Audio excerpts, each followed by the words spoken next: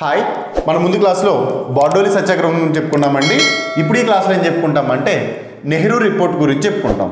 Nehru report అంటే ఏంటంటే మోతీలాల్ నెహ్రూ కొత్త రాజ్యాంగాన్ని తయారు చేయడం కోసం అని చెప్పి ఒక నివేదికను తయారు చేస్తాడండి. దాన్నే మనం నెహ్రూ రిపోర్ట్ అంటాం. నెహ్రూ అంటే జవహర్లాల్ నెహ్రూ కాదండి, మోతీలాల్ నెహ్రూ. కాబట్టి చూడండి, ఆ నెహ్రూ పేరు మీదుగా తయారు చేసినటువంటి రిపోర్ట్నే మనం నెహ్రూ రిపోర్ట్ అంటాము. అయితే చూడండి, నెహ్రూ రిపోర్ట్ అసలు ఎందుకు తయారు చేశారు అంటే 1927లో సైమన్ కమిషన్ వచ్చిందండి. 1927లో వేశారు, 1928 ఫిబ్రవరి 3న భారతదేశం వచ్చిందండి. ఈ సైమన్ కమిషన్ భారతదేశం వచ్చినప్పుడు ఏమైంది అంటే ఈ సైమన్ కమిషన్ని ఎక్కడికక్కడ ఏం చేశారండి, బహిష్కరించారు. సైమన్ గో బ్యాక్ అని చెప్పి బహిష్కరిస్తూ ఉన్నారు. దాంతో ఈ సైమన్ కమిషన్ బ్రిటన్ వెళ్ళి ఏమని చెప్పుద్దంటే, మీరేమో అక్కడ ఉన్నటువంటి పరిస్థితులన్నీ పరిశీలించి ఒక కొత్త నివేదిక ఇవ్వండి, కొత్త చట్టాలు చేస్తారంటారు, కానీ అక్కడికి వెళ్తే వాళ్ళేమో మమ్మల్ని బయటికి పోండి అని చెప్పి నెట్టేస్తున్నారు, ఏం చేయమంటారని అడుగుతాడు. అప్పుడు మన భారత కార్యదర్శి అంటే సెక్రటరీ ఆఫ్ స్టేట్స్ అంటామండి. మనకి పదవి గురించి తెలుసు ఆల్రెడీ. ఈ కార్యదర్శి అయినటువంటి వ్యక్తి ఎవరంటే బిర్కెన్ హెడ్. ఈ బిర్కెన్ హెడ్ అనేవాడు భారత కార్యదర్శిగా ఉంటాడు. ఈ సైమన్ కమిషన్ ఎప్పుడైతే ఇలా కంప్లైంట్ ఇచ్చిందో బిర్కెన్ హెడ్ ఏం చేస్తాడంటే ఒక ప్రకటన చేస్తాడండి రేడియోలో. బీబీఆర్ రేడియో అంటాము. ఆ రేడియో ద్వారా ఒక ప్రకటన చేస్తారు. ఏమని? జాతీయ కాంగ్రెస్ రాజ్యాంగాన్ని రచించుకోలేదు, పోనీ మేము రాజ్యాంగాన్ని రచిద్దాం కదా అని చెప్పి కమిషన్ పంపిస్తే దాన్ని వ్యతిరేకిస్తారు. ఒకవేళ మీకు రాసుకునే దమ్ముంటే రాసుకోండి, కానీ అన్ని వర్గాల వారిని సంతృప్తిపరిచేలా రాయండి. ఎందుకనంటే అన్ని వర్గాల వారిని సాటిస్ఫై చేసేలా రాయాలి అంటే చాలా కష్టం. మేము రాస్తుంటే మీకు నచ్చట్లేదు కదా, ఒకవేళ మీకు దమ్ముంటే కనుక అన్ని వర్గాల్ని సంతృప్తిపరిచేలా ఒక నివేదిక రాసుకోండి. ఒకవేళ నిజంగా మీరు రాసింది అందరూ యాక్సెప్ట్ చేస్తే మీకు నేను ఆ రాజ్యాంగాన్ని అమల్లోకి వచ్చేలా చేస్తాను, స్వతంత్రం కూడా ఇచ్చేస్తానని చెప్పి ఏం చేస్తాడు ఈ బిర్కెన్ హెడ్ ఐఎన్సీకి సవాల్ని జరిగేస్తాడండి. బిర్కెన్ హెడ్ ఐఎన్సీకి సవాల్ని జరిగేస్తాడు. దాంతో ఐఎన్సీ దాన్ని చాలా గట్టిగా తీసుకుంటుందండి. ఈ బిర్కెన్ హెడ్ విసిరినటువంటి సవాల్ని తీసుకొని ఏం చేస్తుందంటే మీటింగ్ పెడుతుందండి. 1928లో ఢిల్లీలో మీటింగ్ పెడుతుందండి. 1928 ఢిల్లీలో మీటింగ్ పెడుతుంది. దీనికి అధ్యక్షుడు ఎవరంటే ఎంఏ అన్సారీ.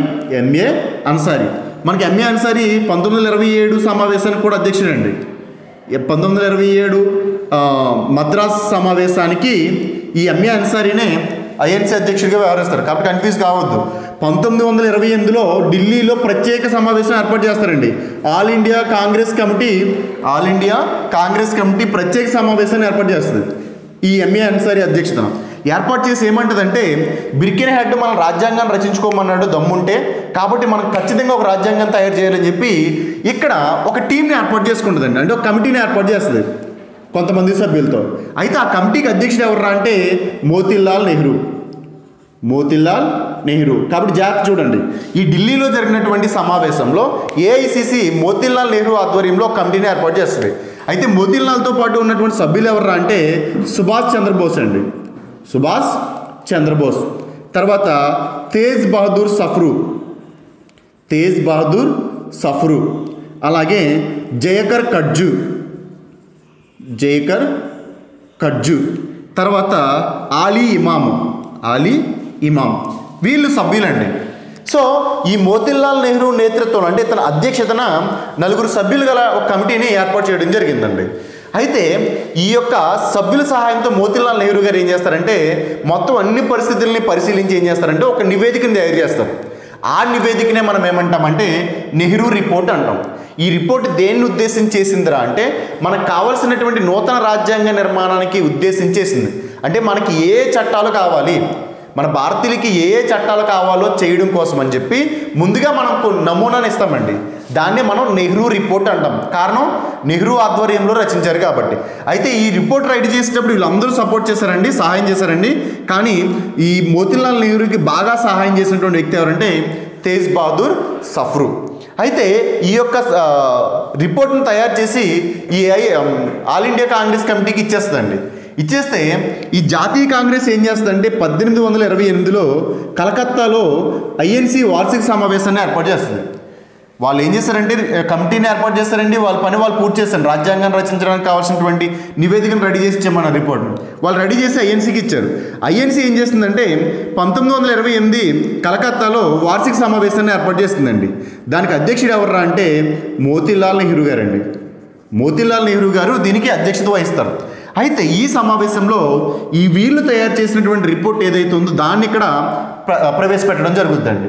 ఆ యొక్క ప్రవేశపెట్టినటువంటి ఆ బిల్లు ఏం చేస్తారంటే ఇక్కడ తీర్మానం చేస్తారండి. ఆ తీర్మానం ఏం చేస్తారంటే అందరూ ఆమోదిస్తారు. అంటే ఏ అంశాలు అయితే ఇతను రచించి ఇచ్చాడో ఆ అంశాలు చట్టం చేయించడానికి ఓకే అయినట్టుగా ఇక్కడ తీర్మానం చేస్తారు, అంటే ఆమోదించాడు. మోతీలాల్ నెహ్రూ యొక్క రిపోర్ట్ని ఈ యొక్క సమావేశంలో 1928 కలకత్తా సమావేశంలో ఆమోదించడం జరిగింది. దీనికి అధ్యక్షుడు ఎవరిని అడిగితే మోతీలాల్ నెహ్రూ. అయితే ఈ మోతీలాల్ నెహ్రూ తయారు చేసినటువంటి రిపోర్ట్లు ఏ అంశాలు ఉన్నాయి, మరి వీళ్ళు యాక్సెప్ట్ చేస్తారని చెప్పాం. అసలు ఇందులో ఏ అంశాలు ఉన్నాయి చూద్దామండి.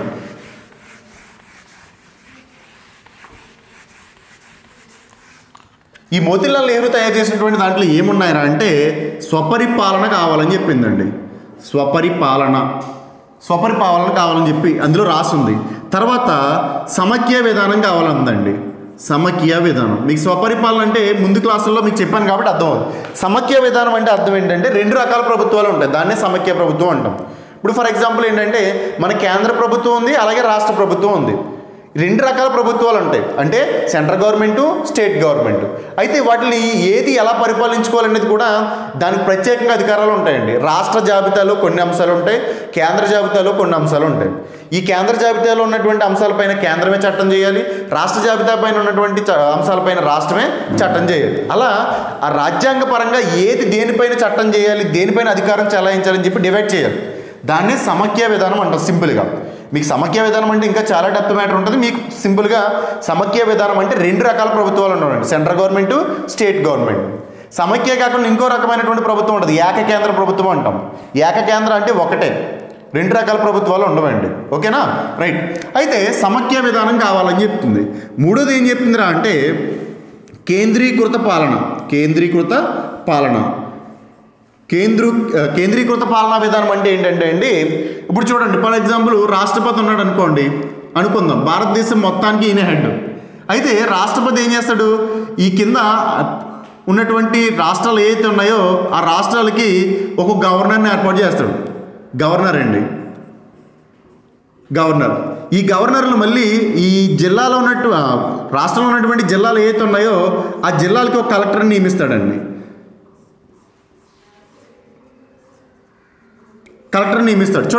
చూడండి జిల్లా స్థాయిలో హెడ్ ఎవరు మనకి, కలెక్టర్ గారండి. మరి రాష్ట్ర స్థాయిలో హెడ్ ఎవరు, గవర్నర్. మరి కేంద్ర స్థాయిలో హెడ్ ఎవరు, రాష్ట్రపతి. ఈ కలెక్టర్ అనేవాడు ఎవరికి ఆధీనంలో ఉంటాడు, గవర్నర్కి ఆధీనంలో ఉంటాడు. గవర్నర్ ఎవరి ఆధీనంలో ఉంటాడు, రాష్ట్రపతి ఆధీనంలో ఉంటాడు. అంటే చూడండి అధికారాలు అనేవి ఏ స్థాయికి ఆ స్థాయికి విభజించబడినా చివరికి ఎక్కడ ఉన్నాయండి. ఇప్పుడు చూడండి ఇతను ఏం చెప్తే అది ఇతను చేయాలి, ఇతను ఏం చెప్తే అది ఇతను చేయాలి. అంటే సింపుల్గా ఇతను ఏం చెప్తే అతను చేయాల్సిందేగా. అంటే ఇక్కడ అధికారాలు అనేవి ఇక్కడికి వచ్చేస్తున్నాయి. అంటే మొత్తం అన్నీ కూడా స్టెప్ బై స్టెప్ ఒక చోట కేంద్రీకృతం అయిపోతాయి. అధికారాలన్నీ విభజించబడినప్పటికీ అది మనం ఒక స్థాయిని అలా చేసుకుంటూ వెళ్తే కనుక ఒకే స్థాయిలో ఉంటాయి. దాన్నే ఏకీకృత ప్రభుత్వం అంటాం, కేంద్రీకృత ప్రభుత్వం అంటాం. అంటే మొత్తం అధికారాలన్నీ కూడా ఎవరి ఆధీనంలో ఉండాలండి, కేంద్రం ఆధీనంలో ఉంటూనే ముందుకు వెళ్ళాలి. తర్వాత కేంద్ర జాబితా అలాగే రాష్ట్ర జాబితా విడివిడిగా ఉండాలి. కేంద్ర జాబితా, రాష్ట్ర జాబితా అంటే కేంద్రం దేనిపైన చట్టం చేయాలి, రాష్ట్రం దేనిపైన చట్టం చేయాలి అనేటువంటి అంశాలు స్పష్టంగా ఉండాలి. తర్వాత అవశిష్ట అధికారాలు ఉన్నాయండి. అవశిష్ట అధికారాలు ఈ కేంద్రానికి ఇవ్వాలి. అవశిష్ట అధికారాలు అంటే ఏంటంటే ఇప్పుడు కేంద్ర జాబితాలో కానివ్వండి, రాష్ట్ర జాబితాలో కానివ్వండి ఏదైనా అంశాలు లేనప్పుడు కొత్తగా యాడ్ అయింది అనుకోండి, దాన్ని అవశిష్ట అధికారాలు అంటామండి. అంటే కేంద్ర జాబితాలో కానీ రాష్ట్ర జాబితాలో కానీ లేనటువంటి అంశాలు ఏమంటామంటే అవశిష్ట అధికారాలు అంటాం. ఫర్ ఎగ్జాంపుల్ మన రాజ్యాంగం రచించేటప్పటికి అంతరిక్షం అనేటువంటి ఖగోళ శాస్త్రం అనేది మనకు లేదండి. ఈ స్పేస్ సెంటర్ అనేది మనకు లేదు. అయితే మరి అది రాజ్యాంగం రచించిన తర్వాత అమల్లోకి వచ్చింది కాబట్టి ఇది రాష్ట్రానికి ఇవ్వాలా, దీనిపైన అధికారం కేంద్రానికి ఇవ్వాలా, మరి కొత్తగా వచ్చింది చూడండి, దాన్ని అవశిష్ట అధికారాలు అంటామండి. కాబట్టి అలాంటి అవశిష్ట అధికారాలన్నీ కూడా దేనికి ఇవ్వాలంటారంటే కేంద్ర జాబితాకి ఇవ్వాలని చెప్తున్నారు. తర్వాత వయోజన ఓటు హక్కుని కల్పించండి అని చెప్పి రాశారండి. వయోజన ఓటు హక్కు, ఈ వయోజన ఓటు హక్కుని కల్పించండి అని చెప్పారు. తర్వాత బాధ్యతాయుత పాలన, అలాగే ఉమ్మడి ఎలక్టోరల్ కాలేజ్. ఉమ్మడి ఎలక్టోరల్ కాలేజ్ అంటే అర్థం ఏంటంటే ముస్లింలకి క్రైస్తవులకి ముస్లింలకి హిందువులకి కలిపే ఎలక్షన్ పెట్టాలి, విడివిడిగా కాకుండా అక్కడ కంబైన్డ్గా ఎలక్షన్ పెట్టాలండి. దాన్ని ఉమ్మడి ఎలక్టోరల్ కాలేజ్ అంటాం. ఓకే, బాధ్యతాయుత ప్రభుత్వం అంటే రెస్పాన్సిబిలిటీ గవర్నమెంట్ అంటాం. వయోజన ఓటు హక్కు అంటే ఒక నిర్దిష్ట వయసు వచ్చినప్పుడు ఖచ్చితంగా ఓటు హక్కు ఇవ్వాలి. ఇప్పుడు ఫర్ ఎగ్జాంపుల్ భారతదేశంలో 18 సంవత్సరాలు నిన్నటువంటి ఏ వ్యక్తికైనా సరే జాతి, కుల, లింగ, వర్గ, వర్ణ విచక్షణ అనేది లేకుండా ప్రతి ఒక్కరికి ఓటు హక్కు ఇవ్వాలి. నీకు 18 సంవత్సరాలు వచ్చిన తర్వాత గవర్నమెంట్ నీకు ఏ కారణం చూపించకుండా కనుక నీకు ఓటు హక్కు ఇవ్వకపోతే నువ్వు అవసరమైతే కోర్టును కూడా ఆశ్రయించవచ్చు. దాన్నే వయోజన ఓటు హక్కు అంటాం. ఒక నిర్దిష్ట వయసు వచ్చిన తర్వాత ఎటువంటి విచక్షణ చూపించకుండా ఓటు హక్కు ఇవ్వడాన్ని వయోజన ఓటు హక్కు అంటాం. తర్వాత ఇవన్నీ రాసిందండి. స్వపరిపాలన కావాలంది, సమైక్య విధానం కావాలంది, కేంద్రీకృత పాలన కావాలంది, కేంద్ర జాబితా రాష్ట్ర జాబితా విడివిడిగా ఉండాలంది, అవశిష్ట అధికారాలు ఏవైతే ఉన్నాయో కేంద్ర జాబితాకి ఇవ్వాలని చెప్పింది, వయోజన ఓటు హక్కు కావాలని చెప్పింది, బాధ్యతాయుత ప్రభుత్వాన్ని ఏర్పాటు చేయాలని చెప్పింది, ఉమ్మడి ఎలక్టోరల్ కాలేజీ ఉండాలని చెప్పింది. అయితే మరి ముస్లింలకి అలాగే హిందువులకి మధ్య మరి విభేదాలు ఉన్నాయి, ప్రత్యేక నియోజకవర్గాలు ఉన్నాయి. 1909 మింటో మార్లే సంస్కరణ ప్రకారం ముస్లింలకు ప్రత్యేక నియోజకవర్గాలు ఇచ్చారు. కాబట్టి ఇక్కడ ఏం చెప్పాడంటే ముస్లింలకి ప్రత్యేక నియోజకవర్గాలు ఉండకూడదు, ముస్లింలకు ప్రత్యేక నియోజకవర్గాలు అనేవి ఉండకూడదండి, రద్దు చేసేయాలి. మరి ఏం చేయాలి వీళ్ళకంటే ఆ ప్రాంతంలో ఉన్నటువంటి జనాభా ప్రాతిపాదికను బేస్ చేసుకుని ముస్లింలకి సీట్లు ఇవ్వాలి. ఇప్పుడు ఫర్ ఎగ్జాంపుల్ 100 మంది ఉన్నారనుకోండి, 100 మందిలో 30 మంది ముస్లింలు ఉన్నారనుకోండి, 70 మంది హిందువులు ఉన్నారనుకోండి, ఈ 70 మందికి 7 సీట్లు ఇస్తే 30 మందికి 3 సీట్లు ఇవ్వాలి, అంటే జనాభా ప్రాతిపాదికను ఇవ్వాలి. కాబట్టి చూడండి, ముస్లింలకు ప్రత్యేక నియోజకవర్గాలు వద్దు, అయితే జనాభాను ప్రాతిపాదికన చేసుకొని ఎంతైతే ఉన్నారో దానికి తగ్గట్టు ఇద్దాం. 100కి 10 సీట్లు ఇచ్చాడండి, ఆ 100లో 30 మంది ముస్లింలు ఉన్నారనుకో 3 సీట్లు, మిగిలిన 70 మంది హిందువులు కాబట్టి 7 సీట్లు, అంటే జనాభా ప్రాతిపాదికన ఇవ్వాలి. అలా కాకుండా ఇందులో 70 మంది హిందువులు, ఇందులో 30 మంది ముస్లింలు ఉన్నప్పుడు వీళ్ళకి 5 ఇచ్చారనుకోండి, ఇక్కడ అన్యాయం జరుగుతుంది. అందుకని వీళ్ళు ఏమని చెప్పారంటే మన నెహ్రూ రిపోర్ట్లో ముస్లింలకు ప్రత్యేక నియోజకవర్గాలు వద్దు, ఇక్కడ ఉన్నటువంటి జనాభా ప్రాతిపాదికన వాళ్ళకి సీట్లు కేటాయించితే చాలా మంచిదని చెప్పడం జరిగిందండి. ఇది నెహ్రూ రిపోర్ట్లో ఉన్నటువంటి అంశాలు. అయితే నెహ్రూ రిపోర్ట్లో ఉన్నటువంటి అంశాలని చాలామంది తీవ్రంగా విమర్శించారండి. ఐఎన్సీ ఆమోదించింది. నెహ్రూ తయారు చేసినటువంటి రిపోర్ట్ని 1928లో కలకత్తాలో మోతీలాల్ నెహ్రూ అధ్యక్షతన ఏర్పడినటువంటి ఐఎన్సీలో యాక్సెప్ట్ చేసిందండి, ఐఎన్సీ ఆమోదించింది. కానీ చాలామంది దీన్ని వ్యతిరేకించారు. అలా వ్యతిరేకించిన వాళ్ళు ఎవరంటే హిందూ మహాసభ అండి. మదన్ మోహన్ మాలవీయ, అలాగే లాలా లజపత్ రాయ్, అలాగే వీర సావర్కర్ ఏర్పాటు చేసినటువంటి హిందూ మహాసభ ఏదైతే ఉందో అది తిరస్కరించిందండి. దీంతో పాటు ముస్లిం లీగ్ కూడా తిరస్కరించింది, అంటే మహమ్మద్ అలీ జిన్నా కూడా తిరస్కరించాడు. ముస్లిం లీగ్ తిరస్కరించింది, హిందూ మహాసభ తిరస్కరించిందండి. ముస్లిం లీగ్లో స్పెషల్గా అడిగాడు అనుకోండి, మహమ్మద్ అలీ జిన్నా అని గుర్తుపెట్టుకోండి. మహమ్మద్ అలీ జిన్నా ఈయన స్పెషల్గా గుర్తుపెట్టుకోండి. ఈ హిందూ మహాసభ తిరస్కరించింది, ముస్లిం లీగ్ తిరస్కరించింది. అయితే ఎందుకు ఇది తిరస్కరించింది అంటే హిందూ మహాసభ ఏమంటది, మతతత్వ ధోరణితో ఏర్పడినటువంటివండి రెండు కూడా. ముస్లింలకి ప్రత్యేక నియోజకవర్గాలు కావాలని ఏర్పడింది ముస్లిం లీగ్, హిందువులకు ప్రత్యేక సదుపాయాలు కావాలని ఏర్పడింది హిందూ మహాసభ. దాంతో ఏమైందంటే ఈ ముస్లిం లీగ్కి ప్రత్యేక అవకాశాలు ఇచ్చారు కదా, ముస్లింలకి జనాభా ప్రాతిపాదికన ఇవ్వాలని చెప్పారుగా. దాంతో హిందూ మహాసభ ఏమంటుందంటే మీరు ముస్లింలకు ఎక్కువ ప్రయారిటీ ఇస్తున్నారు, మేము యాక్సెప్ట్ చేయమని చెప్పి ఇది తిరస్కరించింది. ముస్లిం లీగ్ ఏమన్నది, మీరు మాకు ప్రత్యేక నియోజకవర్గాలు వద్దన్నారు కదా, కాబట్టి మాకు అది నచ్చలేదని చెప్పి ముస్లిం లీగ్ వద్దాను. గొప్ప విషయం చూడండి, హిందూ మహాసభ ఏమో వీళ్ళకి ఎక్కువ ప్రయారిటీ ఇస్తున్నారని వద్దాను, ముస్లిం లీగ్ ఏమో మాకు సరైన ప్రాధాన్యత ఇవ్వలేదు అందుకే మాకు నచ్చలేదని చెప్పి ఇది తిరస్కరించింది. మనకి ఆగాఖాన్ అలాగే మహమ్మద్ షఫీ వీళ్ళైతే మరీ కామెడీగా వ్యాఖ్య చేశారండి దీనిపైన. ఈ నెహ్రూ రిపోర్ట్ పైన వీరు మరీ మంచి కామెడీగా వ్యాఖ్య చేస్తారు. ఏంటంటే అది ఈ నెహ్రూ రిపోర్ట్ అనేది ముస్లింల యొక్క మరణ శాస్త్రం అని చెప్తారు వీళ్ళు. ఈ ఆగాఖాన్ కానివ్వండి, మహమ్మద్ షఫీ కానివ్వండి ఏమని చెప్పారంటే ఈ నెహ్రూ రిపోర్ట్ ఏదైతే ఉందో అది ముస్లింల పాలిట మరణ శాసనం, అంటే వాళ్ళని చంపేయడానికి చేసినటువంటి శాసనం అని చెప్పడం జరిగింది. కానీ హిందూ మహాసభ ఏమంటుంది, ముస్లింలకి ఎక్కువ ప్రయారిటీ ఇస్తున్నారు, మాకు ఇవ్వట్లేదని ఇది అంటుంది. కాబట్టి వాళ్ళ పాయింట్ ఆఫ్ వ్యూలో వాళ్ళకి అలా అనిపించింది అనమాట. మొత్తం మీద ఈ రెండు కూడా దీన్ని తిరస్కరించేయండి. అయితే మన హిందూ మహాసభ ముస్లిం లీగ్ తిరస్కరించింది ఓకే. దీంతో పాటు ఐఎన్సీలో ఉన్నటువంటి సభ్యులైన సుభాష్ చంద్రబోస్ అలాగే జవహర్లాల్ నెహ్రూ, అంటే మోతీలాల్ నెహ్రూ గారి యొక్క కుమారుడండి ఈయన.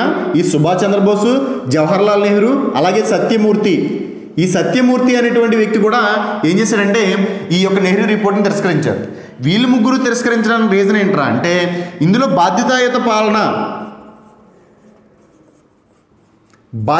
పాలన అనేటువంటి పదాన్ని చేర్చారంటే అది నచ్చలేదు వాళ్ళకి. బాధ్యతాయుత పాలన ఎందుకు, మనకు స్వపరిపాలన అడగండి, మనకి ఎందుకు వాళ్ళతో మనం పరిపాలించుకుంటే మనం చూసుకుందాము, తర్వాత బాధ్యతాయుత పాలన అనేది మనకు అంత కరెక్ట్ కాదని చెప్పి ఈ సుభాష్ చంద్రబోసు అలాగే జవహర్లాల్ నెహ్రూ అలాగే సత్యమూర్తి దీన్ని వ్యతిరేకించడం జరిగిందండి. అలా నెహ్రూ రిపోర్ట్ అనేది ఏమైందంటే అనేక వర్గాల వారికి విమర్శలకు గురైందండి. అయితే మహమ్మద్ అలీ జిన్నా దీన్ని వ్యతిరేకించడం చెప్పాను కదండి. అందుకని మహమ్మద్ అలీ జిన్నా వచ్చి ఏం చెప్తారంటే ఐఎన్సీకి, సార్ మీరు ఇందులో అన్నీ మార్చొద్దు కానీ ఒక 3 విషయాలు మార్చండి అని చెప్పి అడుగుతాడండి. 3 విషయాలు మార్చమంటాడు, అన్నీ వద్దు ఒక 3 విషయాలు సవరించండి అంటాడు. దాంతో ఐఎన్సీ ఒప్పుకోదండి. ఐఎన్సీ ఒప్పుకోకపోవడంతో మహమ్మద్ అలీ జిన్నా ఏం చేస్తారంటే నెహ్రూ రిపోర్ట్ని ఐఎన్సీని వదిలేసి బయటకు వచ్చి 14 సూత్రాలు రాస్తాడండి. 14 అంశాలు రాస్తాడు. దాన్నే జిన్నా 14 సూత్రాలు లేదా 14 ఫార్ములా అంటామండి. 14 ఫార్ములా అంటాం దాన్ని, జిన్నా 14 సూత్రాలు. ఈ 14 సూత్రాలు ఎందుకు రాస్తారా అంటే నెహ్రూ రిపోర్ట్లో ముస్లింలకి సరైన న్యాయం జరగలేదనేటువంటి ఒక ఫీలింగ్తో జిన్నా అందులో 3 సవరణలు చేయండి అని చెప్పి ఐఎన్సీని అడుగుతాడు. కానీ ఐఎన్సీ జిన్నా మాటని పక్కన పెట్టి ఈ యొక్క ముందుకు వెళ్ళిపోవడం జరుగుతుంది. నిజానికి భారతదేశానికి స్వతంత్రం తెచ్చింది గాంధీజీని ఎలా అనుకుంటామో పాకిస్తాన్ అనేటువంటి ఒక కొత్త దేశం ఏర్పడడానికి ప్రధాన కారణం మహమ్మద్ అలీ జిన్నా అని చెప్తాం. మనకు ఫాదర్ ఆఫ్ నేషన్ అని ఎవరిని అంటాం, గాంధీజీని అంటాం. అక్కడ అలాగే ఫాదర్ ఆఫ్ పాకిస్తాన్ అని ఎవరిని అంటాం అంటే మహమ్మద్ అలీ జిన్నా అని అంటాం. కారణం ఏందిరా అంటే పాకిస్తాన్ అనేటువంటి దేశం రావాలి అని దీక్షించి కూర్చున్నటువంటి వ్యక్తి ఎవరంటే మన మహమ్మద్ అలీ జిన్నా. అయితే మహమ్మద్ అలీ జిన్నా ఈ నెహ్రూ రిపోర్ట్ వరకు కూడా ఐఎన్సీకే పాజిటివ్గా ఉండేవాడండి. ముస్లిం లీగ్ ఏర్పాటు చేసినప్పుడు దాన్ని తిట్టాడండి. తర్వాత ప్రత్యేక నియోజకవర్గాలు కావాలన్నప్పుడు దాన్ని తిట్టాడు.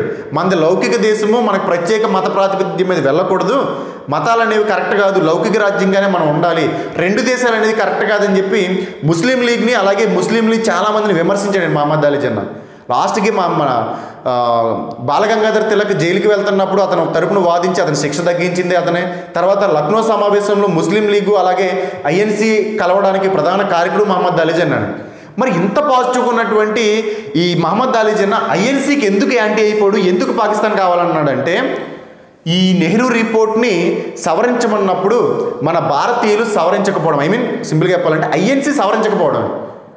ఎప్పుడైతే సవరించలేదో మన మహమ్మద్ అలీ జిన్నాకి చాలా కోపం వచ్చేస్తుంది. నేను ఇంతకాలం ఐఎన్సీ సపోర్ట్ చేసుకుంటూ వచ్చాను, ఇంకా లేదు, ఇప్పుడు వరకు నేను మొత్తం అందరూ కలిసి ఉండాలి, లౌకిక దేశంగా మార్చాలి అని అనుకున్నాను తప్ప నా యొక్క ఆలోచన తప్పు. ఈ రోజు నుంచి నేను ప్రత్యేక ముస్లిం దేశం కోసం పోరాడతానని చెప్పి ఆ రోజు నుంచి 6 నెలలు పాటు పడతానే ఉన్నాడండి. నిజానికి మహమ్మద్ అలీ జిన్నా యొక్క విధి విధానాల వల్లే, ఆలోచన వల్లే పాకిస్తాన్ ఇండియా అనేటువంటి 2 దేశాలుగా విడిపోయిందండి మన దేశం. కాబట్టి జాగ్రత్త చూడండి. కాబట్టి నెహ్రూ రిపోర్ట్ తయారు చేసిన తర్వాత దాన్ని సవరణ చేయమంటే జిన్నా దానికి ఐఎన్సీ ఒప్పుకోకపోవడంతో జిన్నా కూడా ఏం చేశాడంటే 14 సూత్రాలు రాసుకుని వచ్చాడండి. మీరు అవి చెప్పారు కదా, నేను చెప్తాను అవి చూడండి అని చెప్పి రాశాడు. అందులో ఎంత ఇంపార్టెంట్ కాదు, జస్ట్ చెప్తాను వినేసి వదిలేశాడు. ఏంటంటే ఈ నూతన రాజ్యాంగంలో సమైక్య విధానాన్ని తయారు చేయండి, కానీ అవశిష్ట అధికారాలు ఏవైతే ఉన్నాయో కేంద్రానికి కాదు రాష్ట్రానికి ఇవ్వండి అని చెప్పింది. ఇక్కడ వీళ్ళేమన్నారు, కేంద్రానికి ఇవ్వండి అన్నారు, కానీ ఈడేమంటాడంటే రాష్ట్రాలకు ఇవ్వండి అంటాడు. సమైక్య విధానాన్ని ఇద్దరు ఆమోదించారండి, కానీ అవశిష్ట అధికారాలు అయితే వీళ్ళేమో కేంద్రానికి ఇమ్మన్నాడు, జిన్నా ఏమో రాష్ట్రానికి ఇమ్మన్నాడు.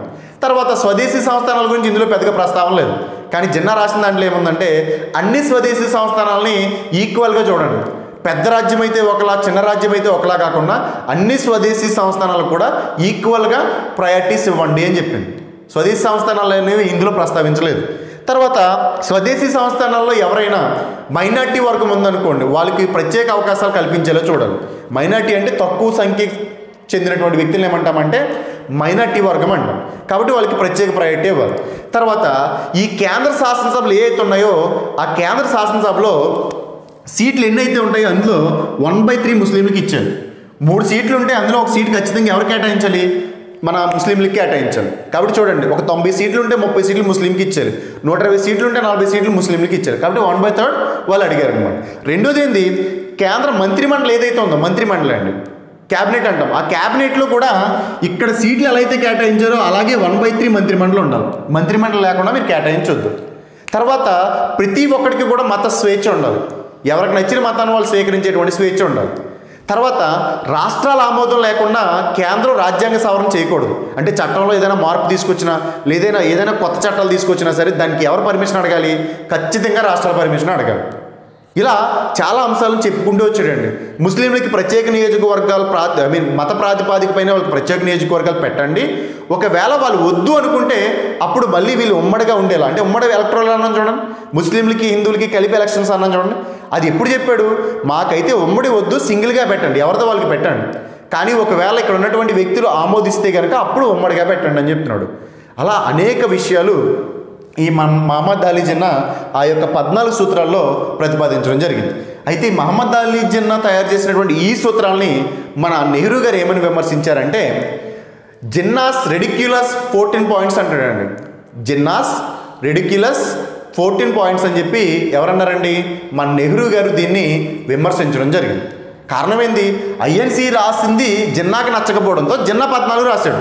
కానీ జిన్నా రాసినటువంటి అంశాలన్నీ కూడా చాలా హాస్యాస్పదంగా ఉన్నాయని చెప్పి మన నెహ్రూ గారి విమర్శిస్తారండి. అయితే ఇక్కడ చూడండి, బిర్కిన్ హెడ్ బిర్కిన్ హెడ్ ఇచ్చినటువంటి సవాల్ ఏంటండి? మీకు దమ్ముంటే అన్ని వర్గాల వారిని సంతృప్తి పరిచేలా రాయండి, లేదంటారా మేము రాస్తామని చెప్పాడు. ఇక్కడ ఏమైంది? మేము రాస్తామని చెప్పి నెహ్రూ గారు ముందుకు వచ్చారండి, రాయలేకపోయారు. అంటే ముస్లింలకు నచ్చలేదు, హిందూ మహాసభకి నచ్చలేదు. కాబట్టి ఎప్పుడైతే ఈ అన్ని వర్గాల వారికి నచ్చలేదో ఈ నెహ్రూ రిపోర్టు మీద ప్రభుత్వం ఎటువంటి స్పందన ఇవ్వలేదండి. ఎందుకంటే అన్ని వర్గాల వారిని సంతృప్తి పరచలేదు. కాబట్టి ఈ యొక్క రిపోర్ట్ని ప్రభుత్వం దృష్టిలో తీసుకోలేదు.